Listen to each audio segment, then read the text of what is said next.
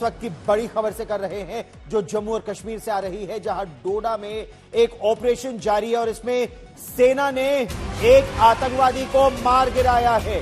इससे पहले खून से सने 4 बैग मिले थे। सेना आतंकवादियों की तलाश कर रही थी, जंगलों में, पहाड़ों में छिपे थे ये दुर्दांत आतंकवादी, और मुठभेड़ की जगह से मिले ये बैग इशारा कर रहे हैं जैश ए मोहम्मद पाकिस्तानी आतंकवादी संगठन है, कट्टर इस्लामिक आतंकवादी संगठन है जैश ए मोहम्मद।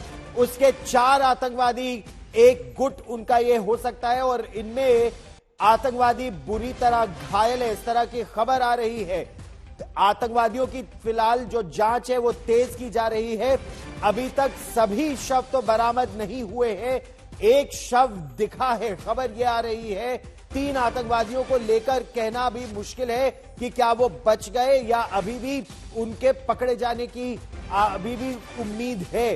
भीषण मुठभेड़ हुई रही है सेना के साथ, और इस भीषण मुठभेड़ में दुर्भाग्यवश सेना का एक युवा कप्तान कैप्टन दीपक सिंह ने अपने प्राणों का सर्वोच्च बलिदान दिया। कैप्टन दीपक सिंह राष्ट्रीय राइफल्स की 48वीं बटालियन में कंपनी कमांडर पद पर तैनात थे। युवा हैं, महज 26 वर्ष उनकी आयु है, और आमने सामने की क्लोज क्वार्टर कॉम्बैट था ये, आमने सामने की मुठभेड़ हुई, जंगलों में यह मुठभेड़ थी और जबरदस्त फायरिंग हुई।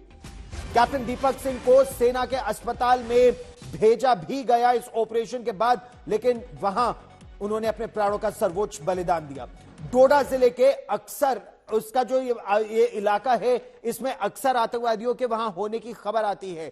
इस समय खबर यह है कि अस्सर के जंगलों में आतंकवादियों के खिलाफ ऑपरेशन कल देर शाम शुरू कर दिया था। उसी समय इंटेलिजेंस इनपुट थी।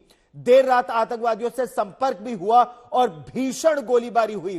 रात भर यह गोलीबारी चलती रही, और इसी गोलीबारी के दौरान एक आतंकवादी गंभीर रूप से घायल हुआ, इस तरह की खबर आई।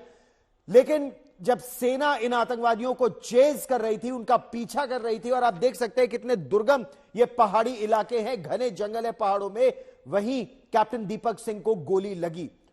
उन्हें अस्पताल ले जाया गया। उन्होंने इस ऑपरेशन के दौरान इवैक्यूएट होने से इनकार कर दिया, क्योंकि वो ऑपरेशन को लीड कर रहे थे। सर्च ऑपरेशन इस समय भी जारी है। सेना को इस मौके से, और यह आपको दिखाता है कि किस तरह के दुर्दांत आतंकवादी अत्याधुनिक हथियारों के साथ है। एक M4 राइफल बरामद हुई है। इस इलाके में 4 खून से सने बैग भी मिले हैं। कम से कम एक आतंकवादी के गंभीर रूप से घायल होने की खबर है।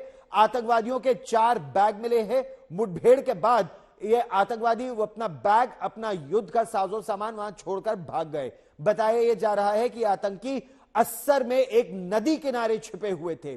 इस मुठभेड़ को लेकर सेना प्रमुख जनरल उपेंद्र द्विवेदी ने रक्षा मंत्री राजनाथ सिंह को डोडा समेत पूरे जम्मू और कश्मीर में जिस तरह के आतंकी ऑपरेशंस चल रहे हैं उसकी जानकारी भी दी है। और मीर फरीद मेरे सहयोगी हमारे साथ जुड़ रहे हैं ताजा जानकारी के साथ। मीर, क्या एक आतंकवादी के मारे जाने की जो खबर थी वो पुख्ता हो गई है, कंफर्म हो गई है? खबर यह है कि 4 आतंकवादी हैं। डिटेल्स इस समय क्या है आपके पास?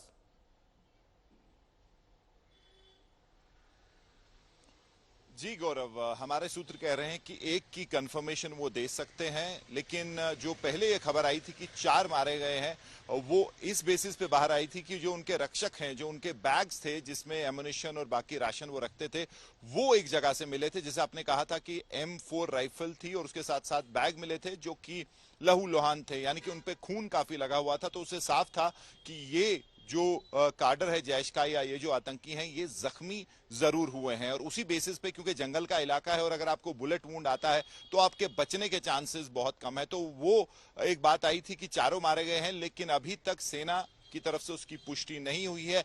अभी मैं आपको कह सकता हूं कि एक का जो है कंफर्मेशन हुआ है, एक ऑफिशियली ये बात बाहर आई है कि एक को जो है मार गिराया गया है, उसकी डेड बॉडी जो है दिखी है।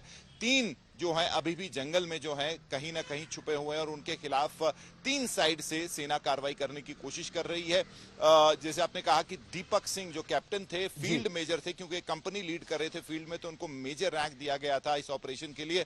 और वो लीड फ्रॉम द फ्रंट, जो एक सेना का एक रहता है ऑफिसर, जो है हमेशा आगे रहते हैं, जवानों को जो है प्रोत्साहन देते रहते हैं, और वो आगे अपनी पार्टी लीड कर रहे थे जब M4 राइफल से दूर से उन पे जो है गोली चली है, जख्मी भी हुए हैं, और उसके बाद जो सकम कर गए अपनी इंजरीज को। एक sportsman par excellence, football player, hockey player, और यारों के यार, मैं उनके एक बैचमेट से बात कर रहा था, उन्होंने कहा कि जिसको आप कहेंगे कि किसी भी हद तक जा सकते थे अपने आर्मी जवानों को जो है ऐसी सिचुएशन में बचाने के लिए, और खुद जो है आगे चले जाएंगे, ऐसा स्पिरिट था उनका, और उसी स्पिरिट को लेके इस ऑपरेशन में भी गए थे, और जो है अल्टीमेट जिसको आप कहेंगे सैक्रिफाइस दिया है नेशन के लिए। महज 26 वर्ष उनकी आयु। मीर, इस बड़ी खबर पर आप नजर बनाए रखें, और जैसा मेरे सहयोगी मीर फरीद हमें बता भी रहे हैं, कैप्टन दीपक सिंह 48वीं बटालियन द राष्ट्रीय राइफल्स के एक सिग्नल अधिकारी थे, यानी सिग्नल कोर के थे,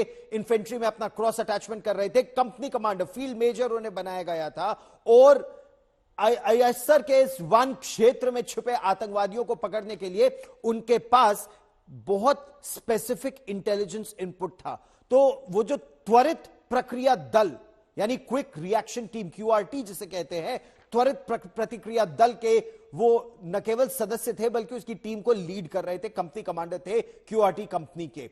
जो मुठभेड़ हुई इसमें उन्होंने अपने प्राणों का सर्वोच्च बलिदान दिया, और ये भी दिखाता है, जैसे सेना के अधिकारी हमें लगातार बताते हैं कि सेना के जो युवा अफसर है, they lead from the front. अपने सामने वो एक स्काउट तक नहीं रखते हैं, क्योंकि जो पहली गोली आती है वो अफसरों को लगती है, और ये लीडिंग फ्रॉम द फ्रंट का प्रिंसिपल भी दर्शाती है। लेकिन उनके नेतृत्व में जो कंपनी वहां पर थी, तैनात थी, उस कंपनी ने आतंकवादियों को घेरा, एक आतंकवादी को मार गिराया गया है, 3 और की तलाश इस समय जारी है। फील्ड मेजर थे, जैसा मीर फरीद हमें बता भी रहे थे कि एक बहुत कुशल फुटबॉल प्लेयर और हॉकी प्लेयर भी थे कैप्टन दीपक सिंह, जिन्होंने अपने प्राणों का सर्वोच्च बलिदान दिया। लेकिन हाल के महीनों में आपने देखा होगा, खासतौर पर अनुच्छेद 370 हटने के बाद, कि पीर पंजाल के दक्षिण में जम्मू, पुंछ, राजौरी, डोडा, किश्तवाड़, भदरवा, इन इलाकों में आतंकवादी ज्यादा आ गए हैं। अब सबसे बड़ा प्रश्न कि यहां पर आतंकवाद इतना ज्यादा बढ़ा क्यों है? दरअसल 370 हटने के बाद सुरक्षा बलों ने तेजी से आतंकवादियों का सफाया करना शुरू कर दिया था, लेकिन सेना ने इसमें बढ़ चढ़कर जिस तरह के ऑपरेशंस किए, सेना की भी शहादतें काफी हुई हैं। 2019 में अगर आप देखिए तो 5 अगस्त 2019 को अनुच्छेद 370 हटाया था। उस समय जबरदस्त वहां पर आर्मी और पुलिस तैनात थी। 28 आतंकी मारे गए थे, 4 वीरों ने अपने प्राणों का सर्वोच्च बलिदान दिया। उसके बाद 2020 में यह आंकड़ा 232 आतंकवादी मारे गए थे, और यह बहुत बड़ा ऑपरेशन आतंकवादियों के खिलाफ हुआ था, जिसमें 56 वीरों ने उस पूरे वर्ष में अपने प्राणों का बलिदान दिया। 2021 में यह आंकड़ा 193 पर आ गया था, जिसमें 45 हमारे वीरों ने अपने प्राणों का सर्वोच्च बलिदान दिया। 2022 में 193 हमारे सैनिकों ने आतंकवादियों को मारा, जिनमें 30 हमारे वीर, उन्होंने अपने प्राणों का सर्वोच्च बलिदान दिया। फिर 87 और इस वर्ष 34। पाकिस्तान की तरफ से आतंकवादियों को भेजना कम नहीं हुआ है। नियंत्रण रेखा पर उन्हें रोकने की तो कोशिश होती है, लेकिन कई बार कभी नियंत्रण रेखा से, कभी इंटरनेशनल बॉर्डर से, सुरंगों के जरिए वो भारत में प्रवेश कर जाते हैं, और हमारी आस्तीन में कुछ ऐसे सांप हैं जो उनकी मदद भी करते हैं।